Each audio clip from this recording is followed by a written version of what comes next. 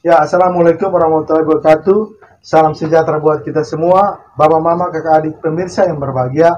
Pada hari ini kami, Komunitas Umat Bakri Peduli Pendidikan, hadir di Kelurahan Binongko, tepatnya sudah berada di depan kita Bapak Alimuddin Haji atau biasa kita sebut Bapak Din Petor yang merupakan legenda sepak bola Kabupaten Alor dan juga pemain dari Gajah Mada. Karena itu tetap ikuti kami dengan menekan tanda subscribe, menonton, menekan tanda like, dan juga berikan komentar. Biarlah itu juga membangun komunitas ini dan juga menekan tanda lonceng. Dan tujuan kami bertemu beliau untuk menggali sejarah tentang sepak bola di Alor, khususnya Gajah Mada. Kemudian apa yang sudah beliau lakukan untuk persepak bolaan Kabupaten Alor. Kemudian hambatan dan peluang dan harapan beliau untuk persepak bolaan Kabupaten Alor. Ya, selamat sore. Sore ya, Om Budi. Ya. Luar biasa. Pada sore hari terima kasih buat kesempatan yang luar biasa buat kami untuk bisa berdiskusi, berbagi bersama tentang persepak bolaan Kabupaten Alor. Yang pertama kami Komunitas Umat Bakri ingin mengetahui yaitu sejarah tentang persepak bolaan Kabupaten Alor, karena kita tahu bahwa khusus Gajah Mada merupakan salah satu klub yang melegenda di Kabupaten Alor, yang banyak prestasi yang sudah dibuat, termasuk menyumbangkan para pemain yang luar biasa untuk membawa nama Kabupaten Alor di kancah provinsi. Karena itu tujuan kami melalui kami adalah orang-orang guru kontrak, guru pendidik. Kami juga mengetahui bahwa olahraga merupakan salah satu pendukung bagi keberhasilan anak mencapai cita-cita. Karena itu kami butuh informasi dari Bapak Din selaku pelaku utama dalam persepak bolaan di Gajah Mada. Waktu dan kesempatan kami berikan. Baik, terima kasih Om Budi. Ya. Terkait sejarah klub Gajah Mada ini, memang kita juga harus hati-hati untuk menyampaikan kepada publik. Tapi faktanya yang kita ketahui bersama dari cerita orang tua, kemudian cerita itu kemudian dituliskan oleh ada orang-orang tua tertentu yang kemudian itu menjadi warisan bagi kami, dan alhamdulillah sampai saat itu sejarah itu tidak hilang. Jadi Gajah Mada itu sebuah klub yang terlahir di tahun 1953. Jadi proses lahirnya itu karena ada semacam bentuk ketidakpuasan pemuda-pemuda pada saat itu. Di antaranya itu adalah Bapak Umar Galeko, kemudian Bapak Ali Tanaking, kemudian Bapak Topel Lawang, kemudian ada Bapak Umar Galeko, kemudian ada Bapak Kadir Bulang, kemudian ada Bapak Ibrahim Kaborong. Beberapa pemuda inilah yang kemudian merasa tidak puas karena pada saat itu dinamika klub yang ada di Kabupaten Alor ini seolah-olah meremehkan kehadiran mereka begitu. Jadi bukan sebagai pemain utama begitu. Jadi dicadangkan. Bagaimana psikologis mereka pada saat itu kita sebagai pemain ya. Dari bentuk ketidakpuasan itulah yang kemudian mereka punya tekad untuk membangun sebuah klub gitu. Kemudian klub ini juga terbentuk karena memang ada semacam mereka ingin mengatakan bahwa inilah harga diri kami, bahwa kampung kami, dan kami ingin bagaimana kemudian membuat nama kampung ini menjadi harum. Dari beberapa alasan inilah yang kemudian mereka bersepakat. Dalam kesepakatan mereka itu akhirnya terwujud bahwa harus ada klub di dalam kampung ini. Nah, dalam proses mereka itu kebingungan, gitu. Kebingungan untuk mau menamai klub ini apa begitu. Sehingga ada versi juga sih yang menyatakan bahwa ada cerita. Ya, tapi itu nyata sebenarnya. Jadi dalam proses untuk menemukan sebuah nama itu membutuhkan energi, membutuhkan waktu yang cukup begitu. Karena mereka tidak tahu apa nama klub yang sebenarnya itu. Jadi berdasarkan ada sebuah mimpi dari orang tua bahwa ada gajah putih yang kemudian mampir di depan daripada rumah besar itu. Kita ketahui bahwa rumah besar itu adalah rumah di mana semua orang di Wetabua berdiskusi, membuat rapat dan segala macam untuk kepentingan kampung, urusan kampung semua itu di dalam situ. Kita ketahui bahwa rumah besar itu juga adalah tempat di mana pada saat dulu ketika orang lagi kelaparan semua, beliau Bapak Galeko yang sekarang cucunya adalah Kusmadi Galeko ini, itulah yang kemudian menjadi seorang dermawan yang kemudian barang-barangnya itu ditampung karena beliau ini punya tanah yang banyak, orang kelola, maka kemudian ditampunglah hasil daripada panen itu kemudian dibagikan kepada yang membutuhkan gitu. Jadi nilai rumah besar itu sangat bersejarah sehingga kemudian jangan heran maka kemudian sekarang itu menjadi markas daripada Gajah Mada begitu. Kemudian setelah dalam proses itu mimpi daripada orang tua itu kemudian tidak jadi terkabul gitu, tidak terkabul bahwa klub ini harus dinamai bahwa mungkin gajah atau apa, gajah putih atau apa, kita juga tidak tahu. Tapi satu waktu di tahun 1953 di tahun yang sama juga pada proses di mana pencarian nama itu muncullah sebuah kapal perang pada saat itu yang mungkin dari Timor Leste kayak dari mana begitu, datang mungkin sekedar mau ngambil air begitu. Jadi entah itu dia berlabuh atau dia bersandar di pelabuhan bersandar di pelabuhan dermaga Kalabahi atau tidak, karena pada saat itu kita ketahui bahwa belum ada yang namanya dermaga gitu. Jadi intinya bahwa ada kapal perang yang bernama Gajah Mada. Dari situlah yang kemudian ada di antara orang tua ini, pemuda-pemuda yang kemudian punya itikat untuk membangun sebuah klub ini, pulang dan bercerita ke kampung bahwa ada sebuah kapal masuk begitu di pelabuhan Kalabahi yang bertuliskan nama Gajah Mada. Akhirnya mereka pulang dan kemudian alhamdulillah mereka bersepakat bahwa klub di dalam kampung ini harus kita namai menjadi klub Gajah Mada. Gitu. Alhamdulillah dalam perjalanannya di awal-awal Gajah Mada itu memang cukup punya cerita yang baik. Prestasinya cukup begitu. Tetapi kemudian pada saat 5-10 tahun kemudian dia menghilang.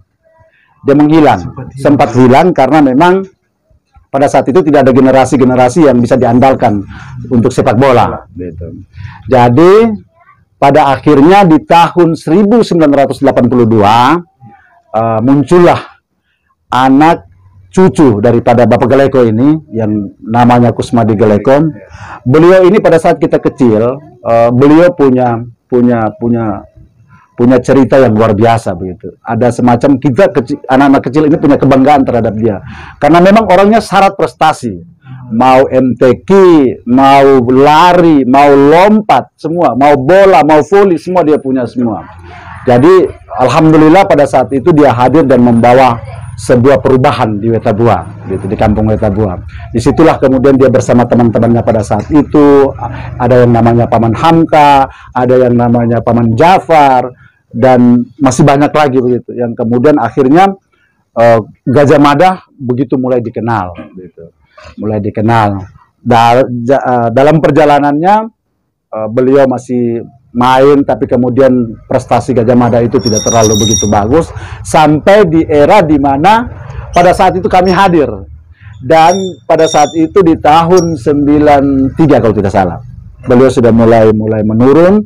Akhirnya kami pada saat itu muncul dan kemudian menjadi sebuah yang diharapkan begitu, yang diharapkan untuk bisa membawa Gajah Mada ini lebih bagus. Dan alhamdulillah pada saat di masanya kita masih bergabung dengan Paman Kus, Bapak Maruf, banyaklah Paman Marga. Alhamdulillah klub ini menjadi besar. Alhamdulillah sampai saat ini melegenda. Artinya kalau bagi saya bahwa ini tidak terlepas daripada perjuangan orang tua ini punya niat baik untuk bagaimana kemudian membuat nama Wetabua ini menjadi baik di mata semua orang di Kalabahi, di Alor ini begitu. Jadi saya pikir sekilas itu saja tentang bagaimana sejarah sepak bola Gajah Mada. Tentunya mungkin dalam penyampaian saya ini kalau ada kekeliruan saya mohon dimaafkan begitu. Sehingga kalau memang ada kesalahan kita bisa berdiskusi dan kemudian kita bisa menemukan sebuah diluruskan tentang bagaimana cerita Gajah Mada yang sebenarnya. Saya pikir itu saja. Luar biasa tentang karena hari ini selaku juga pelaku sepak bola merasa bangga kan akhirnya juga mengetahui bagaimana sejarah salah satu klub yang ada di Kabupaten Alor yang melegenda, yaitu Gajah Mada, yang sudah melahirkan banyak pemain yang punya sumbangsi dan prestasi yang luar biasa bagi Kabupaten Alor. Dan kita tahu bahwa setiap klub yang dibentuk yang punya proses pasti mengalirkan banyak prestasi, dan prestasi itu pasti dinikmati oleh para pemain, dan kemudian itu menjadi nilai dan menjadi inspirator buat orang lain bahwa ketika kita bermain sepak bola dan punya prestasi pasti akan dihargai dan dibanggakan bagi semua orang. Karena itu pada sore hari ini juga kami ingin tahu bahwa Bapak Din selaku salah satu bagian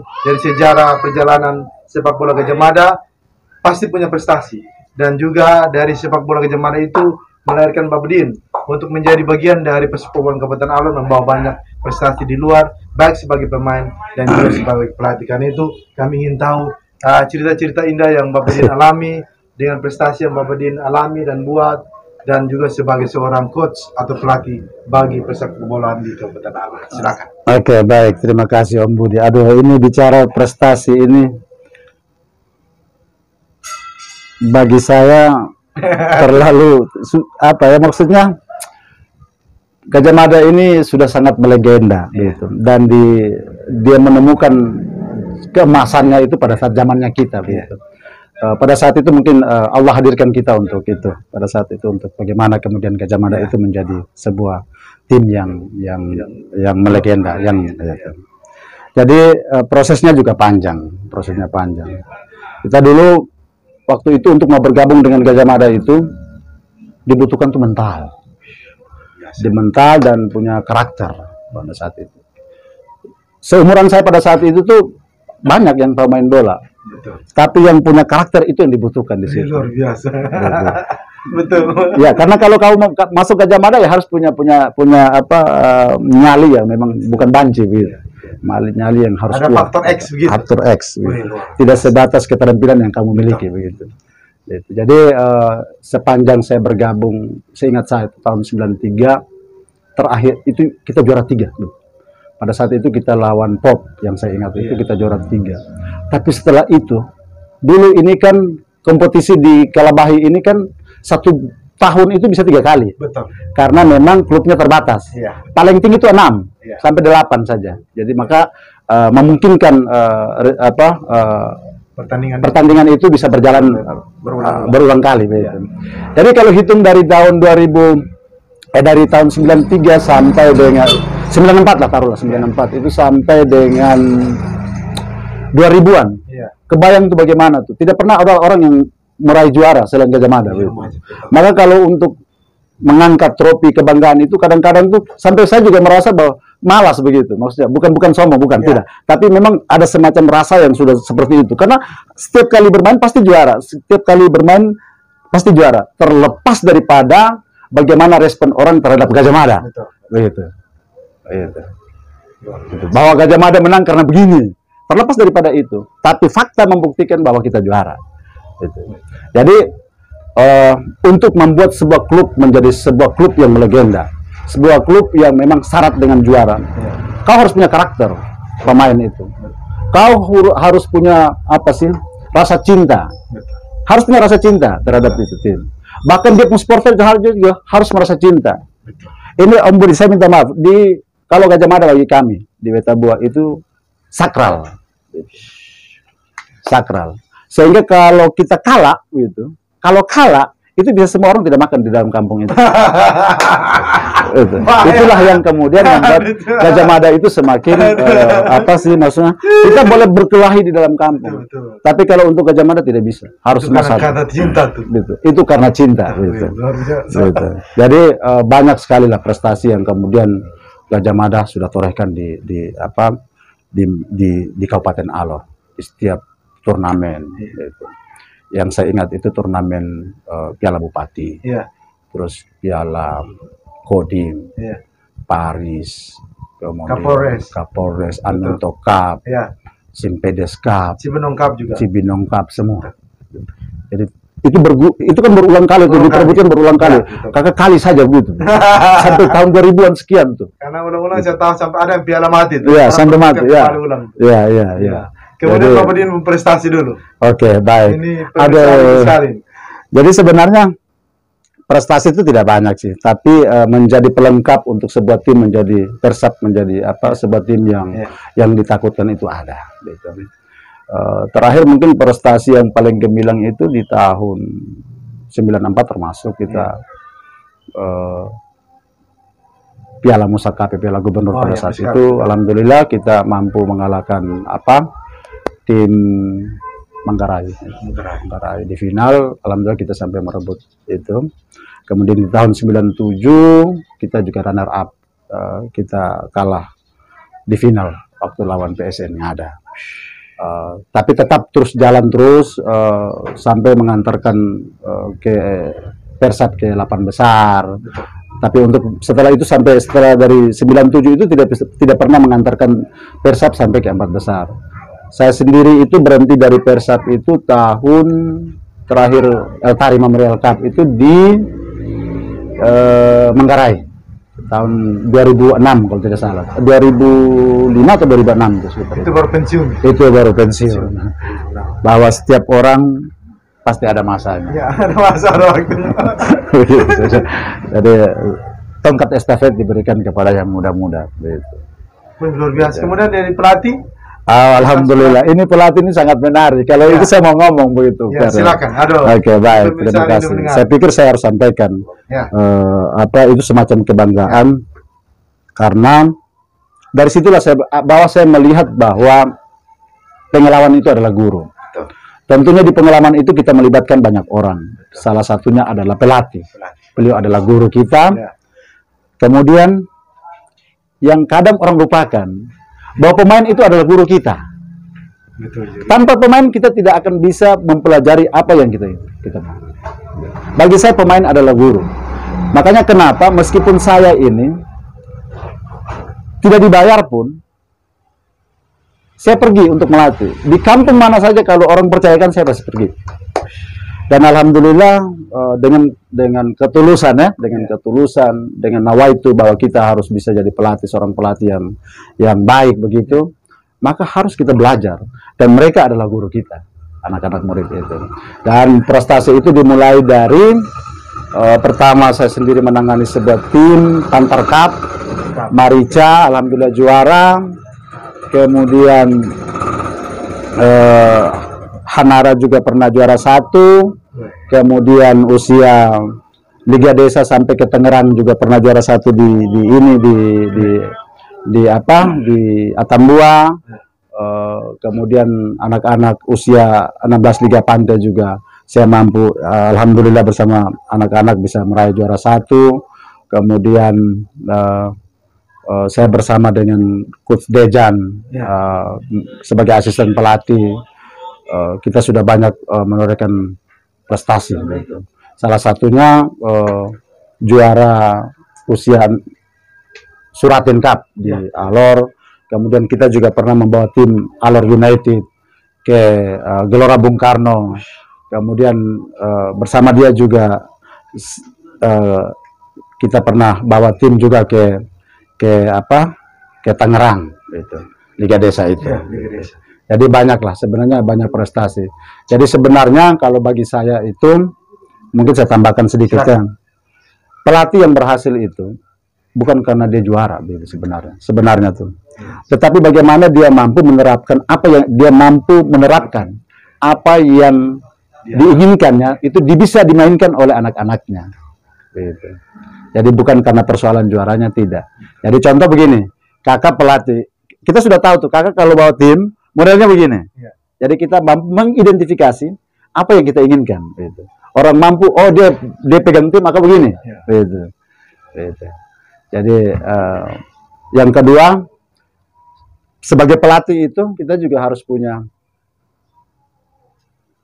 rasa. Gitu.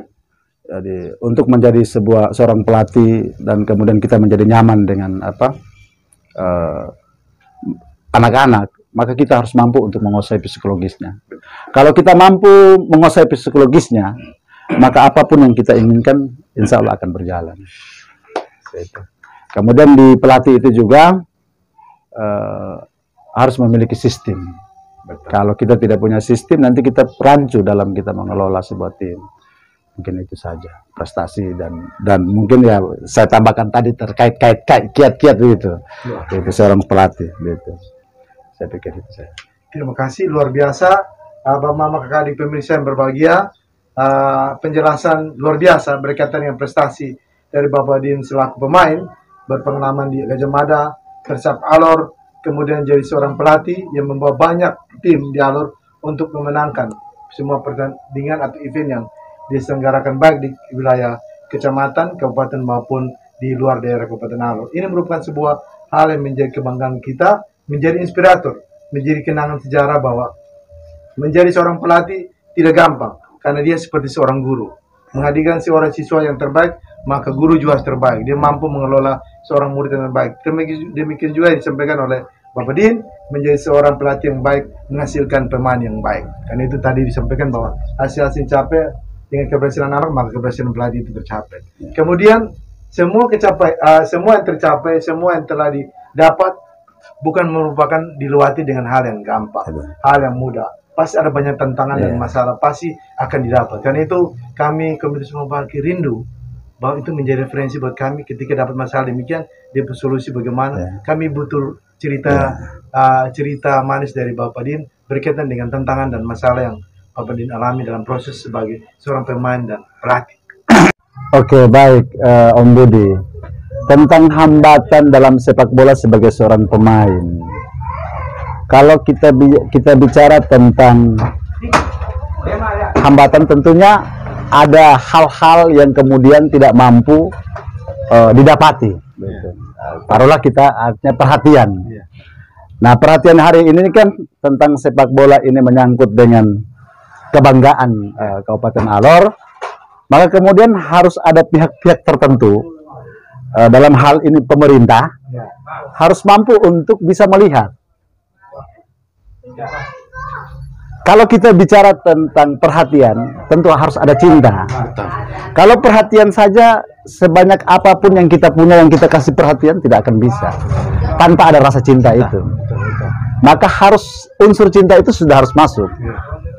Karena ketika cinta itu ada karena sebuah perhatian itu, cinta itu ada, maka segala sesuatu akan dikorbankan untuk kepentingan sepak bola Alor ini. Itu saya. Jadi saya pikir mungkin ya dari percakapan kita hari ini mudah-mudahan bisa menghadirkan orang-orang yang tulus mencintai ini sepak bola. Saya pikir begitu saja. Luar biasa, terima kasih. Kemudian hambatan, tantangan sebagai seorang pemain. Mungkin saya banyak cerita pengalaman kita sebagai pelatih, yang kemudian ketika kita melihat situasi itu sangat miris. Saya kebetulan sebagai seorang pengurus Gajah Mada, tetapi kemudian saya ingin supaya saya belajar tentang pelatih, maka saya merapat ke salah satu pemilik sepak bola di Alor ini, Bapak Ibrahim, Dejan Ibrahim Pak Dejan dengan klubnya Alor United. Nah, klub Alor United ini dibentuk di tahun 2013. Kita punya pengalaman melihat ya dari sisi pemain tuh. Untuk bagaimana kemudian kita sebagai pelatih ini menyenangkan hati pemain, bagaimana kemudian menyalurkan hobi mereka, untuk bagaimana kemudian mereka berprestasi, maka kita mencoba untuk tanpa sentuhan pemerintah nih, tanpa sentuhan pemerintah, kita swadaya sendiri. Kemudian ada beberapa kali tuh kita bawa pemain itu, para pemain semua Alor United ke Kupang. Ada sekitar 5-6 kali turnamen di sana. Pengalamannya itu miris, Kakak, dan sangat menyedihkan. Sebagai pelatih itu kita melihat sangat menyedihkan gitu. Karena soal makan minumnya. Sampai saya minta maaf nih. prestasi kita torehkan, tapi dalam proses mencapai prestasi itu kita harus makan pisang setiap hari. Pagi makan pisang, siang kita makan nasi ala kadarnya, gitu. Telur atau apa gitu. Malam kita makan pisang, gitu. Seadanya saja. Tapi itulah yang kemudian membuat Alor United itu banyak mendatangkan prestasi, gitu. Dan di level, mungkin di level sini tidak terlalu ini, tapi memang kita jualnya Alor United itu kayak provinsi. Jadi kalau kita ke provinsi, orang tidak akan begitu tahu tentang Gajah Mada. Dan itu fakta, gitu. Tapi kalau kita bicara Alor United, karena semakin banyak kompetisi yang diikuti oleh Alor United itu, gitu. Jadi mungkin harapan pemain ya ada semacam perhatian khusus, gitu. Perhatian khusus yang memang dari pemerintah setempat untuk bagaimana kemudian anak-anak itu bisa berprestasi dengan nyaman, gitu. Jadi tanpa harus ada tantangan, tanpa itu menjadi tanggung jawab daripada kita semua. Saya pikir itu saja. Gitu. Wah, luar biasa. Jadi itu merupakan perjalanan bagaimana Bapak Tim bersama seluruh pemain juga sebagai sebagai pemain juga sebagai pelatih mengalami banyak tantangan dan masalah, tapi itu bukan merupakan hambatan. Iya, mengurangi untuk merepresentasi karena walaupun dengan makan pisang, walaupun makan seadanya, tapi prestasi tetap ditorehkan. Karena penting buat kita bahwa itu merupakan bagian dari proses. Bahwa semua orang yang mengalami prestasi pastinya akan mengalami banyak hambatan, walaupun tadi dengan makan seadanya. Karena itu menjadi nilai buat Bapak Mama sekalian bahwa menjalani hidup ini tidak gampang. Karena masing-masing punya cerita hidup dengan proses kehidupan yang lama. Dan ketika prestasi diberikan, maka kita punya nilai lebih buat diri kita sendiri dan orang lain. Karena itu setiap juga prestasi yang kita alami dan juga tantangan yang dialami, karena pastinya ada banyak-banyak peluang-peluang yang luar biasa yang dimiliki oleh para pemain juga pelatih, yang kemudian itu tidak direspon dengan baik oleh orang lain. Karena itu kami Komunitas Mabaki juga ingin mengetahui sebenarnya peluang-peluang apa yang menjadi potensi bagi pengembangan sepak bola, khusus buat pengalaman yang Bapak Din sampaikan tadi, kemudian bagi Kabupaten Alor yang menjadi nilai buat ke depan, dan itu akan menjadi harapan juga buat Bapak Din ke depan. Karena itu kami ingin tahu juga sebenarnya persepak bolaan Kabupaten Alor melalui Alor United, Gajah Mada ini punya peluang. Karena itu peluang-peluang yang sementara ini sebenarnya menjadi pergumulan Bapak Din bersama teman-teman keluarga Betabua dan juga orang-orang yang cinta sepak bola, tetapi sampai hari ini belum tersampaikan. Karena itu kami ingin mengetahui peluang-peluang itu, sehingga itu menjadi nilai buat orang lain yang punya tanggung jawab pemerintah untuk mengurus sepak bola di Alor. Jadi Om Budi, sepak bola ini barang yang mahal, gitu. Mahal karena melibatkan banyak orang di dalam, gitu. Artinya semua elemen, semua unsur ini sudah harus bisa untuk meluangkan energinya, pikirannya, untuk bagaimana kemudian berpikir tentang sepak bola ini, sepak bola Persab Alor ini menjadi luar biasa di kancah itu. Hari ini kalau kita bicara tentang bagaimana kemudian Persab Alor menjadi sebuah tim yang kokoh, maka ada banyak unsur yang harus kita lewati, ada proses yang harus kita lewati. Paling tidak ya, ada kompetisi yang kemudian secara reguler itu berjalan dengan pasti. Karena kenapa? Dengan adanya kompetisi maka akan melahirkan banyak bibit pemain di situ. Gitu. Tapi tanpa ada kompetisi kita tidak akan bisa menemukan bakat-bakat yang terpendam itu. Gitu. Ya, kemudian yang kedua terkait dengan bagaimana kemudian sepak bola Alor, Persab Alor ini menjadi luar biasa, menjadi cemerlang ya. Tentunya dalam hal ini dibutuhkan perhatian khusus, artinya dari sisi finansial, infrastruktur itu sudah harus penting bagi ini untuk perkembangan sepak bola Alor. Kemudian kemampuan daripada seorang pelatih itu juga dibutuhkan. Alhamdulillah di sini kita juga punya beberapa pelatih terbaik. Orang tua kita Bapak Arifin Panara, banyak begitu berjasa terhadap sepak bola Alor ini, alhamdulillah. Kemudian ada Bapak Dejan, kemudian ada Coach Absar, Pak Andro. Nah ini saya pikir ada sebuah solusi untuk mereka. Maksud saya begini, kalau mereka punya bakat untuk menjadi seorang pelatih, maka kemudian ada perhatian khusus terhadap pelatih-pelatih ini, bahwa mereka ini untuk mempertajam ilmunya, maka harus seperti apa. Gitu. Kalau tidak bisa. Maka saya bilang harus menghadirkan cinta. Perhatian saja tidak. Harus muncul ada yang namanya cinta. Baru bisa. Gitu. Kemudian, bagaimana kita bicara sepak bola Alor ini menjadi sesuatu yang luar biasa.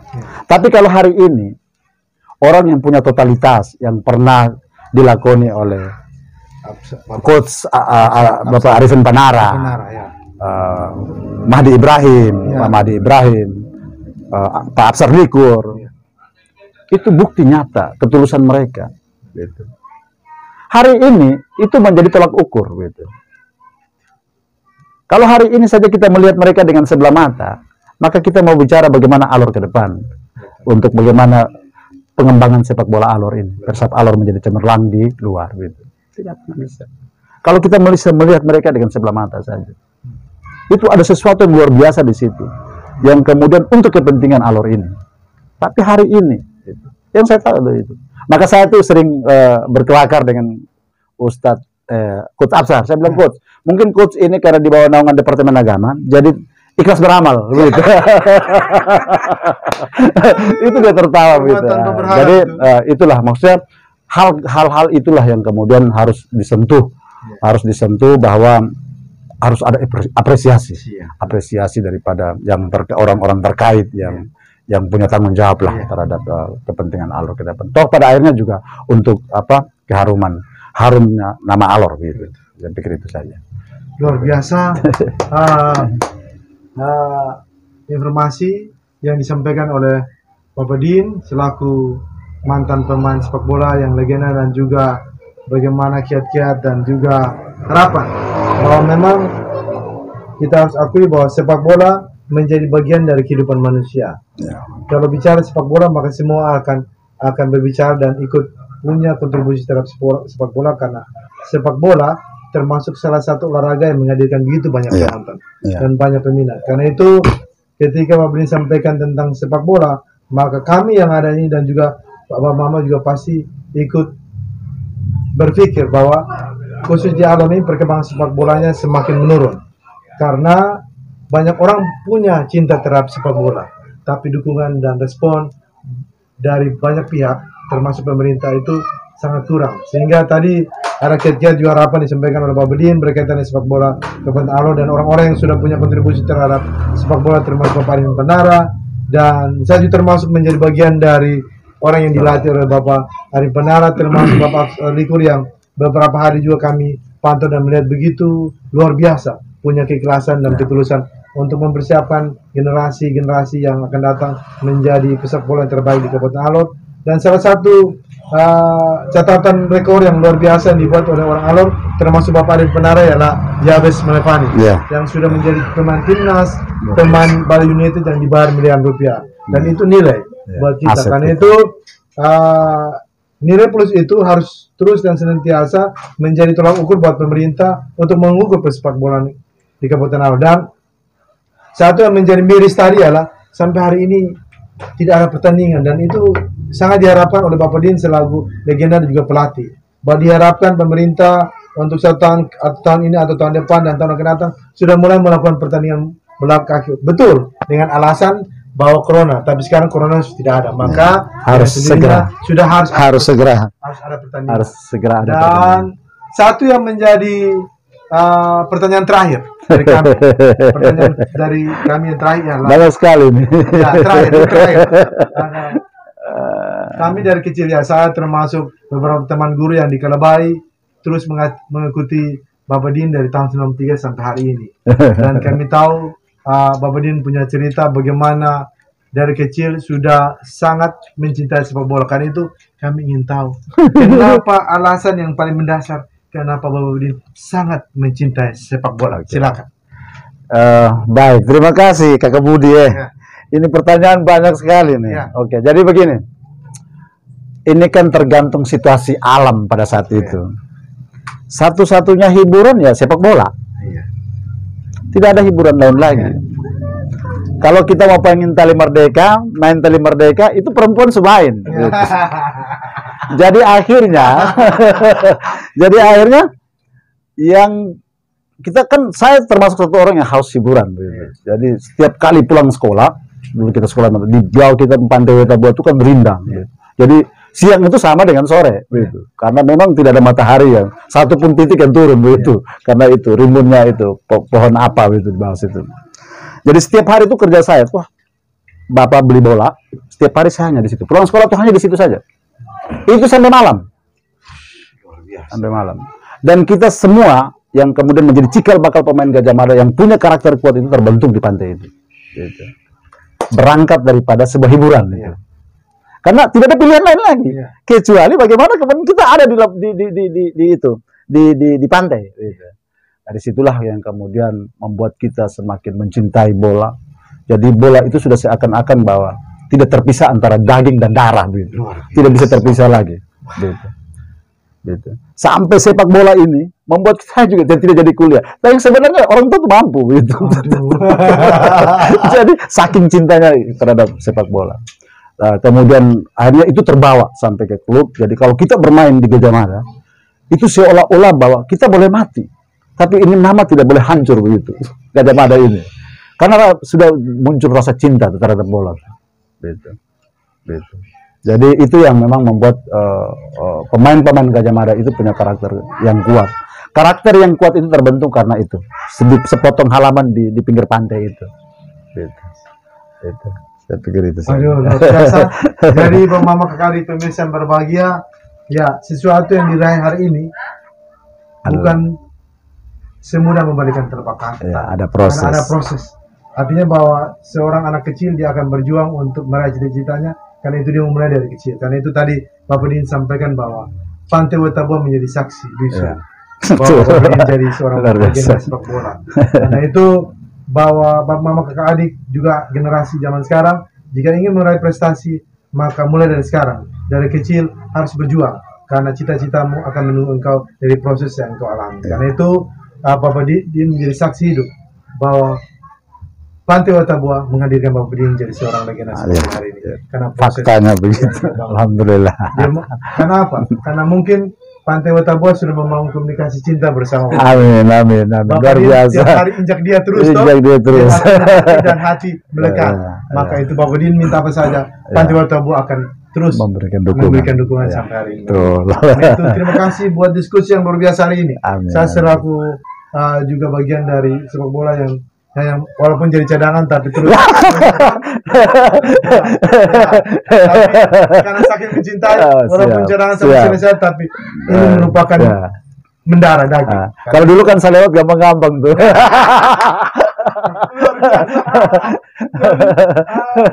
Itu cerita intermezzo kita bahwa hiburan itu penting bagi kita.